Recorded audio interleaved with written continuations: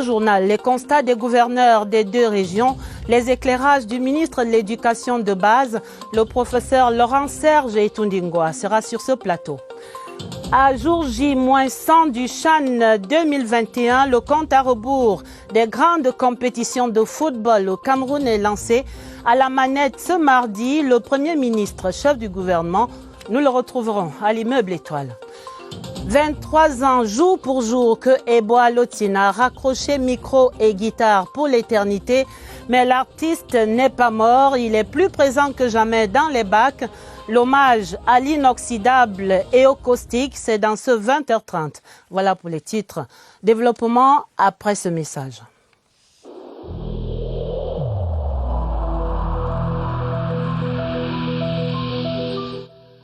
Le port du masque dans l'espace public restera obligatoire jusqu'à nouvel ordre.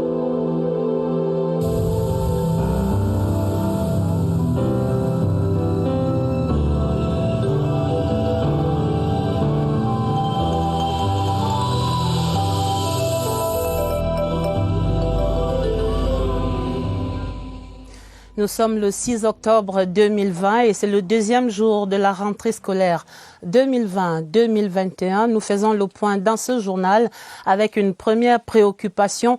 Les effectifs se sont-ils améliorés dans la région du Nord-Ouest ce mardi?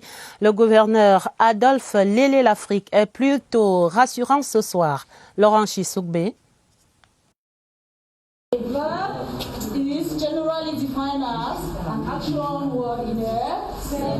Lycée technique Canada à Bamenda, ce mardi 6 octobre 2020, élèves et enseignants ont le cœur à l'ouvrage. Rares des cas d'absence signalés. Cette ambiance studieuse de reprise totale et effective de cours est observée dans toutes les différentes écoles primaires et secondaires. Plus que par le passé, il y a une mobilisation générale de la communauté éducative, du corps enseignant et des élèves pour dire oui à l'école, oui à l'éducation. Dans les écoles parcourues publiques et privées, le coronavirus est combattu avec la dernière énergie. Distanciation physique, port de masque, lavage de mains sont des mises. Il n'y a plus question de garder les enfants à la maison. Les mesures sécuritaires et sanitaires sont prises. Il y a encore quelques parents, quelques élèves qui tiennent le pas. C'est l'occasion de leur demander de renvoyer les enfants à l'école. En les renvoyant à l'école, ils assurent leur éducation pour le futur. La région du Nord-Ouest, après la timidité observée le premier jour, prend donc définitivement le train de la rentrée. Satisfaction constatée également dans la région voisine du Sud-Ouest. Pour ce deuxième jour d'évaluation sur le terrain, le gouverneur Bernard Okalia-Bilaï a félicité les responsables de l'éducation pour leur mobilisation qui permet de constater ce mardi le démarrage effectif des cours et l'application stricte des mesures barrières. Nous y reviendrons. L'autre préoccupation de cette rentrée, c'est bien le respect des effectifs dans les salles de classe. Pas plus de 50 élèves, martèlent les ministres en charge de l'éducation. Mesure nécessaire pour la distanciation sociale, on l'entend, d'où la rotation des élèves en demi-temps. Mais question ce soir, quelle solution pour ces établissements où la mi-temps était d'ailleurs déjà pratiquée et où les effectifs restaient plutôt pléthoriques? Notre reporter Franck Evina est allé voir les solutions possibles à l'école primaire publique de Soa. École primaire publique de Soa, 6 groupes système de mi-temps en vigueur depuis quelques années. Au lycée technique de Soa, plus de 1000 élèves encadrés dans le respect des distances. Nous avons 2 filières où nous avons fait 100%. Là, c'est des classes vides. Bon, là-bas, on n'a pas d'inquiétude à se faire. D'autre part, vous avez l'électricité. Généralement, c'est des classes où nous avions réellement des effectifs pléthoriques. L'équation n'est pas sans solution. Il n'est pas exclu qu'une salle de classe qui était un peu grande pour un certain effectif ait une cloison. On va essayer de voir, avec l'appui de la mairie peut-être, la construction des salles de classe. Il y a aussi l'option du privé si ça sature dans le public. On a choisi les grandes classes, on respecte les 52 par salle en classe. Comme tu vois là-bas, il y a beaucoup de parents en train de plaindre qu'ils vont enregistrer. Ils sortent de lycée, c'est déjà plein. Au cas où dans une salle de classe, nous avons plus de 50, nous divisons la salle de classe en 2. seulement, les portes de l'enseignement privé ne s'ouvrent pas facilement aux petites bourses. Rentrée scolaire effective également dans les régions du sud et de l'est, et que ce soit en zone urbaine ou en zone rurale, l'impératif des écoles sans Covid reste la rigueur. Marlise Enoambarga Aoumou fait le point dans ces deux régions. Les responsables des établissements maternels primaires et secondaires d'Ambam et de Kiosi enregistrent de bons points face à la lutte contre le coronavirus. Toutes les mesures barrières anti-Covid sont respectées. C'est le cas fait par le numéro 1 de la région du Sud, Félix Ngelingele, descendu sur le terrain ce lundi, jour de rentrée scolaire. Nous avions l'affluence des élèves, nous avions la présence des enseignants et surtout, j'ai vu avec beaucoup de satisfaction les signes qui permettent d'affirmer que les établissements respectent les mesures barrières. Autre région, même constat, la reprise est effective à l'est du pays où la communauté éducative dans son ensemble s'est engagée à faire des campus des lieux sains. Le coronavirus n'est pas encore vaincu, encore moins éradiqué. Donc il faut qu'on insiste et pour cela il faut un environnement sanitaire sécurisé et sain. La très haute hiérarchie a pris des dispositions pour que cette année scolaire se déroule conformément aux tests et aux normes en vigueur. Nous avons déjà gagné le pari des examens. Aujourd'hui, je crois que nous sommes en train de gagner le pari de la rentrée scolaire. Le périple du secrétaire général de la région du Centre lui permet de s'assurer de l'effectivité des mesures barrières dans une dizaine d'écoles du Mfundi. Nous pouvons nous réjouir de ce que cette rentrée scolaire est effective sur toute l'étendue de notre région. À chaque fois, les autorités administratives insistent pour que ces mesures continuent d'être respectées pour assurer une année scolaire sans Covid. Je vous annonçais la présence de Monsieur le ministre de l'Éducation de base sur ce plateau. Bonsoir, Monsieur le professeur Laurent-Serge Tondingwa. Bonsoir Adèle. Vous êtes là pour faire avec nous le point à ce soir du deuxième jour de la rentrée scolaire 2020-2021. Quel constat premier vous pouvez faire à ce stade? Je répondais dimanche dernier à une question d'un de vos collègues qui nous ont demandé dans quel sens on voit la rentrée scolaire 2020-2021. Et je disais fort allègrement, nous la voyons dans le sens de la mobilisation des énergies pour que cette année scolaire démarre dans de meilleures conditions. Je pense que 48 heures plus tard, l'histoire nous donne raison. C'est-à-dire que les effectifs sont absolument satisfaisants à travers le territoire national dans les salles de classe? Bien, on peut faire un flashback par rapport aux rentrées qui n'étaient pas des rentrées perturbées, c'est-à-dire avant la Covid-19. On constate que le rythme est pratiquement le même. Dans les régions du nord-ouest et du sud-ouest, hier, dans la matinée, nous avons eu quelques inquiétudes et nous avons été très rapidement rassurés aujourd'hui parce que les parents et toute la communauté éducative et surtout les autorités administratives qui ont eu la charge de veiller sur le bon déroulement des rentrées avec nous ont tout fait pour que nous soyons aujourd'hui rassurés. Nous espérons que les jours à venir seront meilleurs parce qu'il y a encore quelques personnes qui peuvent traîner le pas. Ça, c'est normal, c'est humain et je pense que le chef de l'État est en train de réussir son pari. Et on vient de le voir, cette confirmation dans le reportage d'ouverture de ce journal avec notre correspondant sur place à Bamenda qui confirmait que les élèves ont massivement repris le chemin de l'école ce mardi à Bamenda et dans les autres villes de la région du Nord-Ouest. Je voudrais appuyer un facteur qu'on semble ignorer. Les villes du Nord-Ouest et du Sud-Ouest en général se sont vidées du gros de leurs effectifs. Et voir les salles de classe aujourd'hui, cela montre que ceux qui sont restés sont véritablement sortis et nous nous en félicitons. Le défi, l'autre de cette rentrée, Monsieur le ministre, c'est bien le Covid-19, vous l'évoquez, la crise sanitaire mondiale et le respect des mesures barrières. Vous êtes le ministre des tout-petits, on peut le dire comme ça. Comment on veille sur ces tout-petits pour le respect de ces mesures barrières? Je tiens à dire ici, et nous l'avons déjà dit, qu'un protocole a été mis en place pour cette classe d'élèves ou d'écoliers qui sont très jeunes. Et comme j'ai eu à le dire, ces enfants-là sont très réceptifs. Ils obéissent parce qu'ils ont peur qu'on les punisse, que ce soit le parent ou l'enseignant. Et globalement, même dans nos familles, on voit ce qu'ils nous disent. Quand vous arrivez, vous voulez les saluer, vous disent non. On a dit de ne pas se saluer, ils vous présentent le coude, etc., etc. Donc, ça se passe plutôt bien.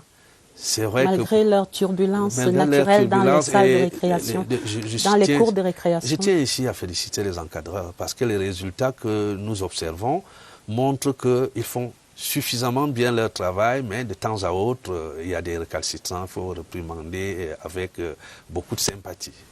Innovation majeure également dans cette année scolaire, c'est le système de rotation en demi-temps pour permettre la distanciation sociale, pas plus de 50 élèves par salle de classe. Monsieur le ministre, quels ajustements en ce qui concerne par exemple le volume du personnel enseignant? Bien, on a traité cette question. Je voudrais revenir dessus pour dire que globalement, nous avons essayé pendant la période de congé qui a suivi les examens de l'année scolaire 2019-2020, de réajuster nos effectifs. Premièrement, nous avons dans la plupart de nos structures des enseignants qui étaient dans les bureaux et tout. On a mobilisé tout ce monde-là. Ensuite, nous avions dans les écoles des grandes villes qui sont le plus concernées aujourd'hui par le problème de rotation. Nous avions des enseignants qui n'avaient pas leur charge horaire complète. On avait des établissements, on a 3 maîtresses par classe, etc., etc. On utilise tout ce monde-là aujourd'hui à plein temps. Un redéploiement qu'ils ont d'ailleurs accepté dû les circonstances du moment. Et je pense que nous sommes en train d'avancer pour réussir ce pari-là qui était tant redouté par les parents et les familles. Parce qu'il faut bien dire que les enseignants de la vague du matin ne sont pas les mêmes dans l'après-midi. C'est là qui était la question. C'est essentiellement ce que nous essayons de faire. Et nous sommes heureux que, bon, on dirait que ce n'est que 48 heures, mais pour l'instant, c'est une bonne réussite. Mais quelle efficacité quand vous projetez ce système au terme de cette année scolaire, ce système de mi-temps en rapport avec ces 2 jours de pratique, vous venez de dire, c'est déjà une réussite, mais encore. Je voudrais dire tout simplement que on fait souvent comme si le système de mi-temps est né avec la Covid-19. Nous, à notre temps, par défaut d'avoir des salles de classe disponibles, nous avons fait la mi-temps. Elle a continué dans la plupart des écoles publiques de la ville qui sont surpeuplées. On a fait cette mi-temps et des dispositions ont été prises par les responsables de ces établissements qui ont essayé de réajuster un certain nombre de choses pour que nous n'ayons pas globalement beaucoup de problèmes. Au jour d'aujourd'hui, on n'en signale pas beaucoup. Mais on vient de le voir dans un précédent reportage, ces établissements publics où ce système de mi-temps était donc, comme vous le dites, déjà pratiqué, mais qui reste en sureffectif malgré la mi-temps. Qu'est-ce qui est préconisé? Parce qu'ils sont là-bas, plus de 50 élèves par classe. Ils font déjà la mi-temps depuis longtemps. Qu'est-ce qu'on va faire? Bien, je voulais dire qu'ici, il s'agit d'un problème de responsabilité. La mi-temps est généralisée dans les grandes villes et des villes à population suffisamment forte parce qu'il y a le respect des mesures barrières. Mais au jour d'aujourd'hui, l'ambition et la volonté du chef de l'État a toujours été que tous les Camerounais aient accès à l'éducation. Bon, il y a des difficultés, nous devons essayer de nous y adapter. Et si on posait la question à un parent, parce qu'il y a sureffectif, est-ce que vous acceptez que votre enfant reste à la maison? Il dira sûrement non. Ça veut dire en clair qu'on peut également réajuster d'une certaine manière les mesures barrières. L'essentiel, c'est qu'on ne se touche pas beaucoup. L'essentiel, c'est qu'on soit aseptisé, si je peux utiliser le terme. On lave les mains, généralement, et puis on est propre. Et la mesure qui est la plus recommandable est que quand les enfants partent de la maison, que les parents s'assurent que la maison même présente des conditions de fiabilité pour que quand les enfants vont à l'école, ils ne portent pas plutôt le virus de la maison vers l'école. Alors, ce complément à ces enseignements à temps partiel, ce seront des enseignements à distance qui vont se poursuivre, déjà pratiqués partiellement depuis l'avènement de ce Covid-19 au Cameroun. Mais comment les jeunes vont-ils s'adapter à ce système, à votre niveau, à l'éducation de base et précisément les jeunes scolaires de nos villages? Je voudrais d'abord parler des jeunes des villes. Je tiens à vous dire qu'ils sont suffisamment androïdes, même ceux qui ont 3-4 ans aujourd'hui. Ne laissez pas votre téléphone portable, ils vont retrouver là où il y a la musique, là où il y a des dessins animés et autres. Donc, ils sont suffisamment vifs et ils s'y adonnent à cœur joie. Bon, maintenant, les jeunes des villages où nous n'avons pas, hélas, la chance d'avoir à tout moment l'énergie électrique ou encore le signal d'une télévision. Bon, nous avons fait des cours modèles sur du dur. Ces cours modèles ont été généralement envoyés là-bas, parfois sur des clés au niveau des inspections, au niveau des arrondissements. On les multiplie et on met à disposition des écoles tout cela. Ça a été pratiqué sur une courte échelle en juin dernier. On a essayé d'élargir l'école et l'échelle pour que tout le monde ait un document qui a ses cours. Au cas où il y avait un problème, on s'y réfère. Alors, parlons juste pour finir cet entretien, Monsieur le ministre, du moral des enseignants. Hier était cette 26e journée mondiale de l'enseignant. Est-ce que vous sentez que cette revalorisation du rôle et de la place de ces maîtres du savoir est vraiment en marche dans votre département ministériel? Je pense qu'il y a une amélioration des prestations qui est constatée. Que ce soit des prestations dues aux enseignants ou encore des prestations dues par les enseignants. Alors, je pense qu'il y a une amélioration et nous devons aller de l'avant en tenant compte de la disposition de notre pays à braver les mesures qui sont aujourd'hui les mesures économiques, qui sont déjà l'environnement avant la Covid-19, qui n'était pas aussi... prégnant. Voilà, exactement. Et ensuite, après la Covid-19, ça a plutôt rendu plus difficile cet environnement-là. Mais, comme vous avez vu, le Cameroun montre une certaine résilience et nous avançons.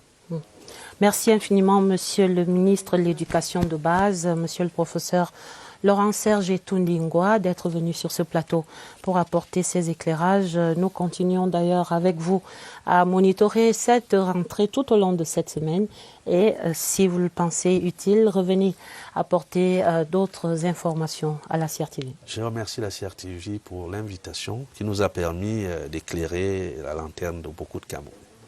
Merci. Et il faudra bien payer tous les frais nécessaires pour cette rentrée, Monsieur le ministre. Et c'est là un casse-tête qui reste entier pour certains parents, notamment ceux qui ont fait le choix des établissements privés ou confessionnels. Les frais de scolarité là-bas augmentent chaque année. L'homologation des pensions demeure un projet plutôt lointain.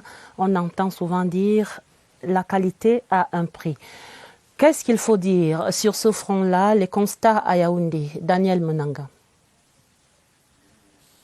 Le chic et le chèque, duo de choc chez les privés. Omnisport, un nouveau sur la cartographie des établissements scolaires. L'école ne devrait pas être un fonds de commerce, une capacité de 5000 élèves. Donc avec cette capacité, je peux baisser le coût des pensions et maximiser sur les effectifs et équilibrer mes dépenses. Argument de poids avancé au gré des ambitions. Il faut que nous construisions les bâtiments.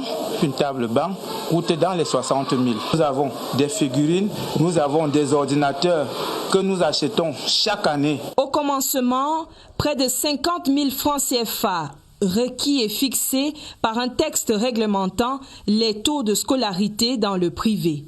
Caduc, 60 ans après. La loi fixant les modalités d'organisation de l'enseignement privé a prévu une disposition, notamment en son article 6. Il est fait état de 2 types d'établissements. Les établissements privés libres, ils vont fixer leur taux sous la tutelle du MINESEC. Et les établissements sous contrat seront des établissements qui vont signer des contrats avec le MINESEC. Et à partir de ce moment-là, le MINESEC pourrait peut-être avoir un contrôle. En attendant l'application des textes de la loi signée en 2005, qui tient compte de la conjoncture actuelle, les parents trinquent. Parlons encore finances avec la conférence internationale de Paris sur le financement des infrastructures en zone CEMAC. L'événement s'est ouvert hier 5 octobre et dès ce deuxième jour, mardi, on a constaté l'engouement des investisseurs. Confirmation et première évaluation, c'est avec vous, Marie-Laurence Sunke. Parmi les premiers éléments de satisfaction de l'offensive de la CEMAC à Paris, on note la hâte des investisseurs à décrocher des rencontres B2B avec la délégation de la CEMAC. Question de maîtriser les contours des projets exposés. Un investissement dans des infrastructures, ça nécessite une relation de confiance. Il faut être bien sûr des personnes avec qui on va s'engager parfois pour 30 ou 40 ans. La connaissance de toutes les différentes techniques de financement des infrastructures nécessite de rentrer dans les mécanismes techniques. La délégation de la CEMAC ne se contentera assurément pas de si peu. Le plus important, c'est que les décisions se prennent par la suite, qu'ils viennent, qu'on discute et que se mettent en place les financements pour nos projets. Pour le financement des projets intégrateurs prioritaires, la CEMAC va à la rencontre de 2563,4 milliards de francs CFA. 2 projets ont vu leur financement bouclé et la conférence de Paris se tient en prélude à la table ronde de novembre 2020 dédiée à la levée des financements. La rencontre de Paris s'achève vendredi, cette fin de semaine. Et nous restons dans la capitale française, précisément au Palais de l'Élysée, qui recevait ce mardi son Excellence André Magnus Ekumu, l'ambassadeur extraordinaire et plénipotentiaire de la République du Cameroun auprès de la République française, est ainsi allé présenter ses lettres de créance au président français Emmanuel Macron. Maxence Ancel, notre correspondante à Paris, raconte la belle ambiance au terme de cette cérémonie à l'ambassade du Cameroun de retour de l'Élysée. Séparé de tous les atours symboliques de ses fonctions que l'ambassadeur André Magnus Ekumu franchit le seuil de l'ambassade, accompagné de son épouse Claire. Il revient du palais de l'Élysée où il vient de présenter ses lettres de créance au président Emmanuel Macron. L'accueil est chaleureux avec des acclamations, des you-you, du personnel de l'ambassade, mais également des représentants des Camerounais résidant en France.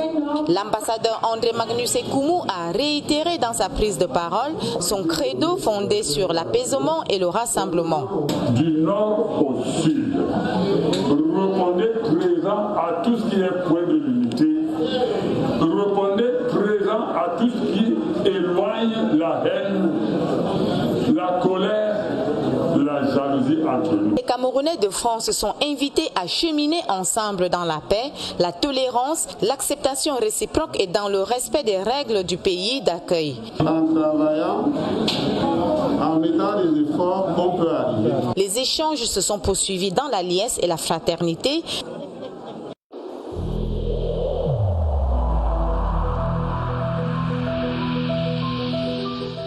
N'oublions pas que la négligence d'une seule personne peut nuire gravement à l'ensemble de la communauté.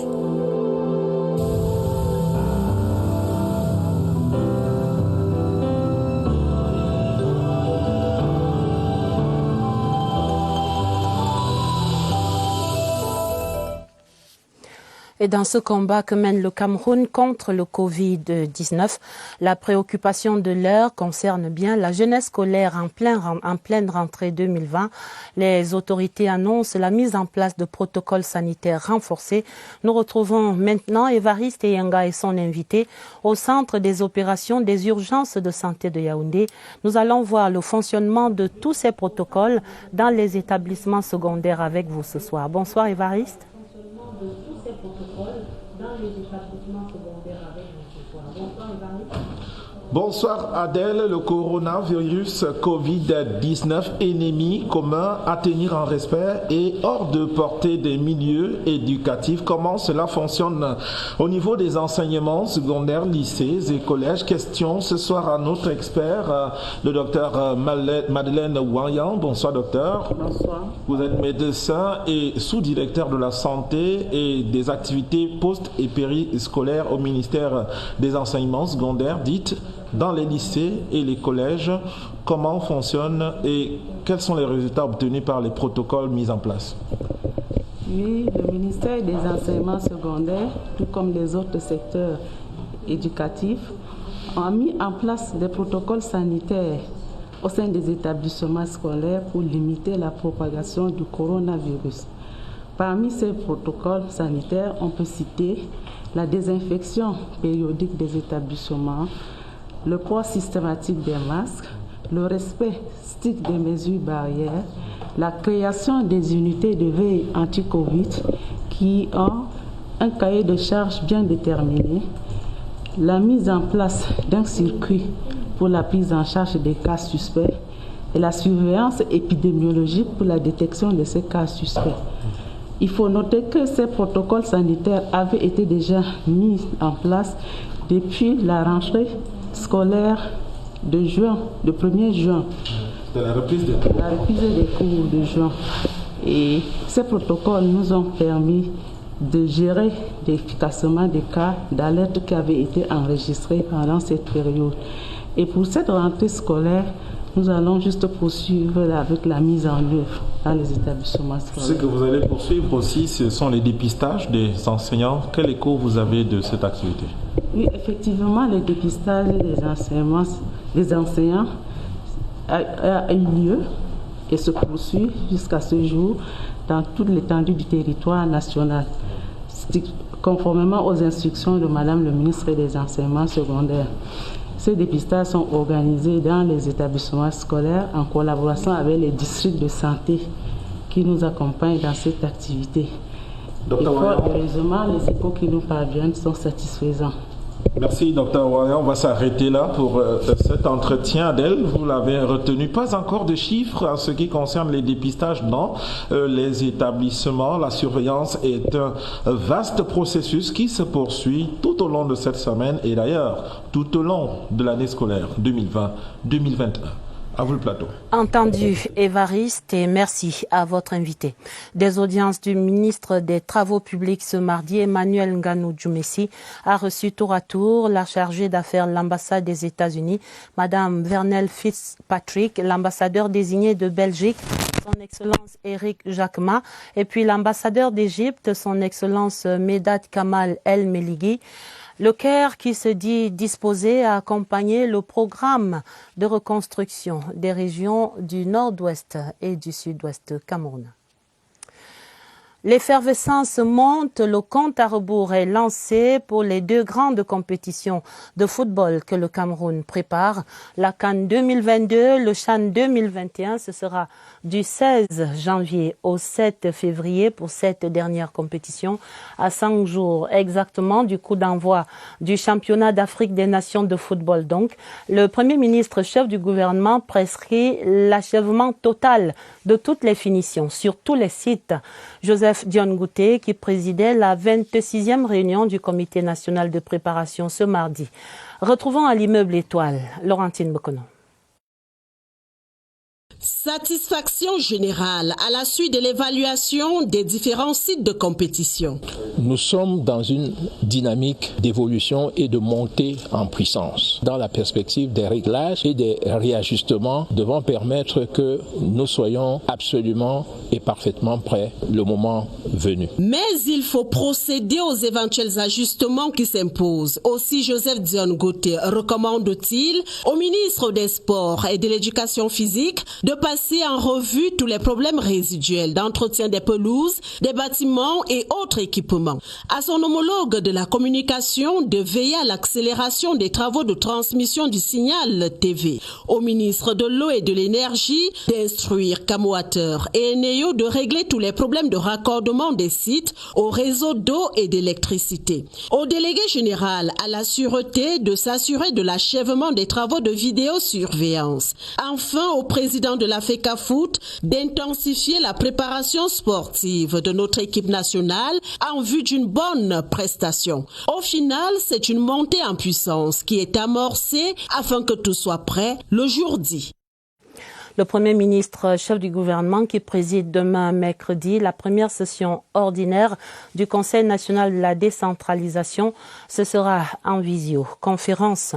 L'entreprise Lieb Limal, en langue bassa, la pauvreté est finie. L'entreprise qui récompensait l'une de ses premières femmes coach récemment, c'était au Yaoundé Hilton Hotel. Il s'agit là d'une plateforme d'achat et de vente en ligne des devises. Des éclairages avec Emmanuel Biconde de CRTV Centre. Cela fait exactement 2 ans et 9 mois que Mme Bormis Mart découvrait Global Investment Trading et son produit phare, Lieb Limal. Séduite par la crédibilité et le sérieux du projet, la voici aujourd'hui devenue première femme coach de la galaxie Lieb Limal, stade suprême du plan de compensation de ces concepts, deuxième bénéficiaire au Cameroun d'un véhicule flambant neuf de marque Toyota Prado VXR. Et d'une somme de plus de 19 millions de nos francs CFA. C'est le fruit d'un travail acharné. J'ai cru en ce produit parce que déjà mes affaires ne marchaient pas. Alors j'ai acheté un pack de $100 qui valait à l'époque 65 000. J'ai tout simplement utilisé ma stratégie de marketing.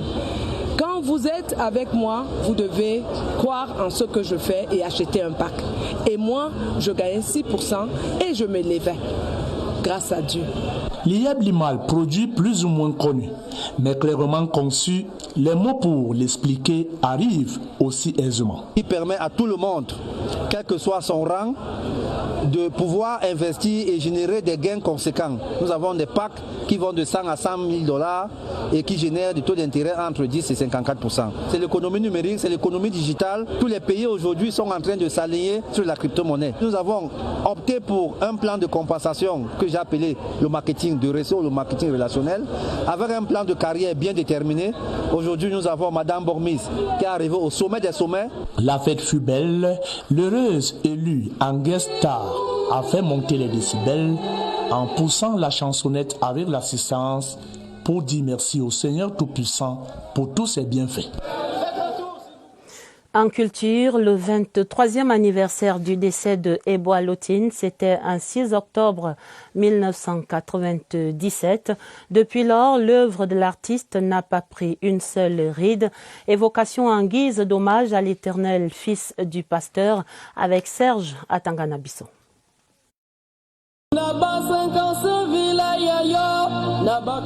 Blondel qui le reprend au balafon et à la voix. C'est le temps des héritiers, des petits-fils. Ceux qui n'osent pas refaire la guitare, pastiche, simple, fidèle.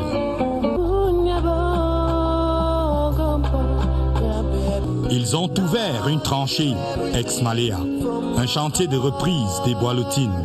Dans un répertoire de 70 titres au moins, ils peuvent voir venir. Il y a une tendance à l'oubli, il faut refuser ça, parce que chaque peuple sort de quelque part. Étienne Bappé doit ganter l'ajout jazzy et Bois douce fantaisie, tandis que les Antilles troquent le sawa pour le créole.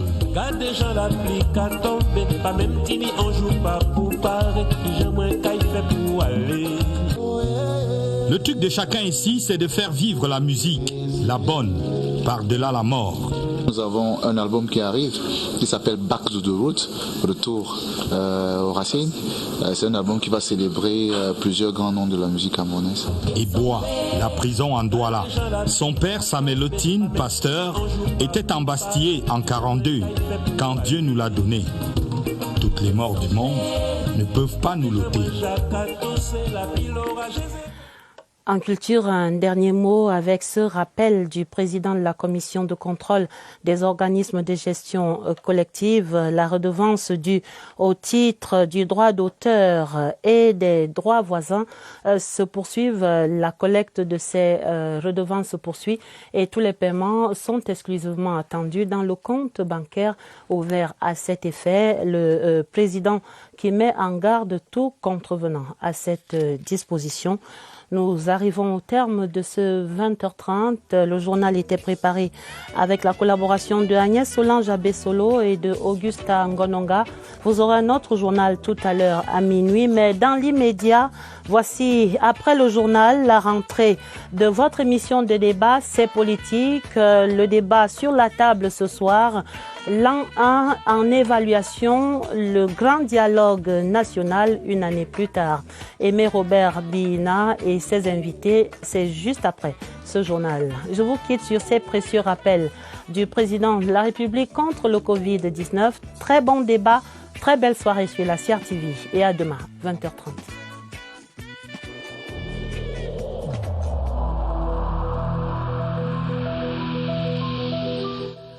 Il est essentiel que les mesures qui ont été indiquées soient absolument respectées par chacun de nous. Lavez-vous régulièrement les mains à l'eau et au savon ou à l'aide d'un gel hydroalcoolique. Restez à au moins 1 mètre de distance des autres personnes, surtout si elles toussent, éternuent ou ont de la fièvre. Si vous avez de la fièvre, de la toux ou des difficultés à respirer, consultez un médecin.